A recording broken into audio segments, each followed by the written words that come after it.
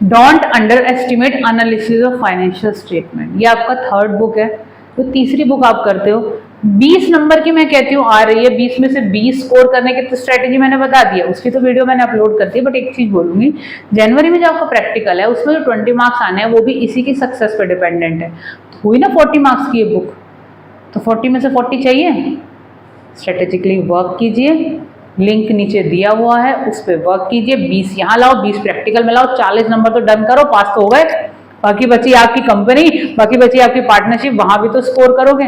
वहां चांसेस है थोड़ी मिस्टेक्स हो जाएंगी, बट यहाँ चांसेस है आप 100% स्कोर कर सकते हैं। All the best.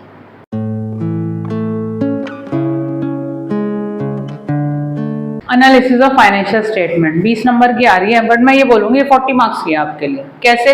20 मार्क्स का जो प्रैक्टिकल है ना वो इसी बुक से पूछा जाता है। ज्यादातर क्वेश्चंस आपको इसी बुक से पूछे जाएंगे, क्योंकि जो आपका प्रोजेक्ट वर्क हो रहा है वो इन्हीं टॉपिक्स के ऊपर हो रहा है। तो 20 मार्क्स अगर आप बोर्ड में स्कोर करने वाले हो in your theory paper, but 20 marks जो प्रैक्टिकल के हैं, जो प्रैक्टिकल जनवरी में हो जाएगा। जनवरी में होने का मतलब ये बुक आपकी अक्टूबर या नवंबर तक डन हो जानी चाहिए, फिर उसका रिवीजन हो जाना चाहिए, जिससे कि जब प्रैक्टिकल में टीचर आए एक्सटर्नल तो भैया 20 नंबर दे के ही जाए। उसके लिए इस बुक पे वर्क कर लो तो 40 नंबर है भाई, इसका वेटेज मेरे हिसाब से 40 नंबर है। अब इसको कैसे रिवीजन प्लान मैंने बनाया है, मैं ये बोलूंगी total days for revision is 12 days चाहिए आपको। मैंने, अगर आपने मेरी प्रीवियस वीडियो देखी होगी तो मैंने वहां कंपनी 13 डेज में डन करने की स्ट्रेटेजी बताई है। ये बुक के लिए मैं कहती हूँ आपको 12 दिन चाहिए रिविजन के लिए, आराम से अच्छे से, जिससे आप 20 में से 20 ले आएंगे। ये 12 दिन देंगे तो वो देते नहीं हो ना, बस 12 दिन, बहुत सारी प्रॉब्लम है, देने तो आप ही को है। कैसे भी टाइम आपको मैनेज करना है, प्लान आपको करना है, जिनको स्कोर करना है। ठीक है, तो चलो जी स्टार्ट करते हैं कि क्या क्या चीजें उसके अंदर है। पहला चैप्टर जो आपको होता है फाइनेंशियल स्टेटमेंट ऑफ कंपनी, जिसमें से 3 मार्क का कंफर्म क्वेश्चन आना है।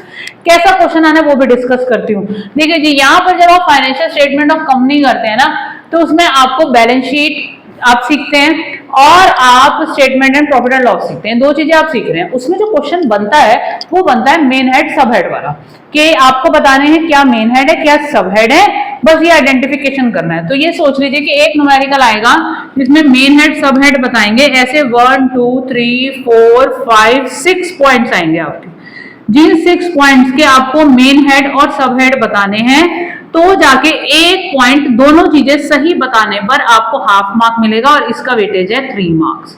यानी आपके एक पूरे पॉइंट का मेन हेड और सब हेड दोनों सही बताने पे आधा नंबर मिलेगा। अगर आपने एक सही बता दिया एक गलत बता दिया, जो कि मेजरली बच्चे करते हैं, तो कोई मार्क्स बोर्ड अवार्ड नहीं करेगा। 1/4 तक कोई प्रोविजन नहीं है। तो ये 3 मार्कर क्वेश्चन कंफर्म है, मेन हेड सब हेड वाला। बैलेंस शीट के फॉर्मेट को 3 से 4 बार आंखों के आगे से गुजार लो, एक बार पढ़ने से कभी नहीं याद होगा, वो तो 3 बार पढ़ने से भी नहीं याद होगी। उसकी थोड़ी प्रैक्टिस, उसको टाइम देना पड़ेगा।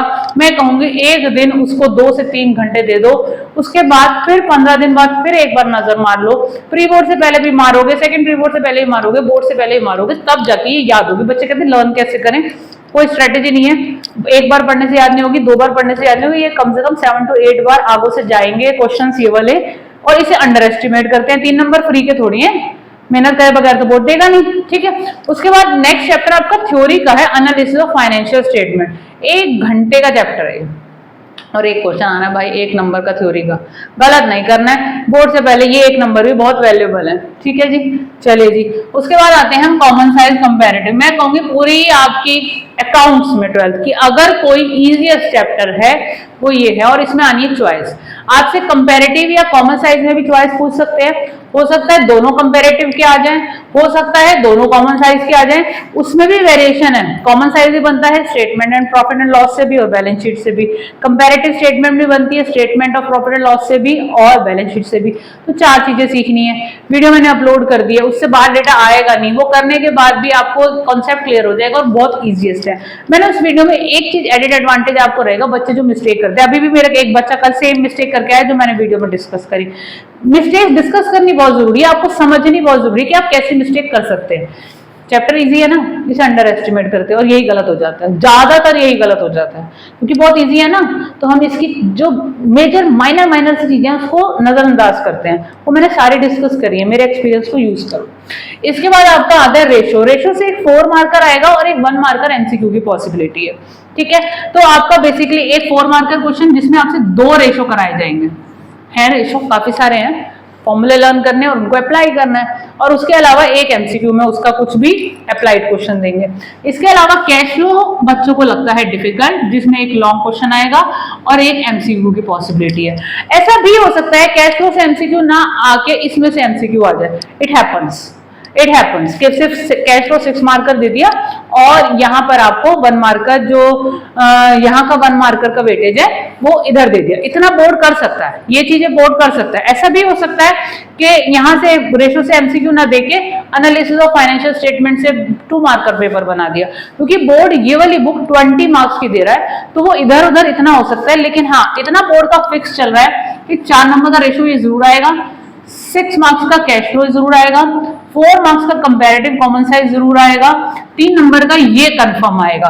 बाकी जो 1 मार्कर क्वेश्चंस हैं वो इधर उधर आपके इंटरचेंज बोर्ड कर सकता है। स्ट्रेटजी यही है, यही फॉलो कर रहा है और काफी सालों से मैं पढ़ा रही हूँ और इसी तरीके से ही पेपर का पैटर्न आ रहा है। तो मुझे लगा पेपर पैटर्न भी डिस्कस करना चाहिए।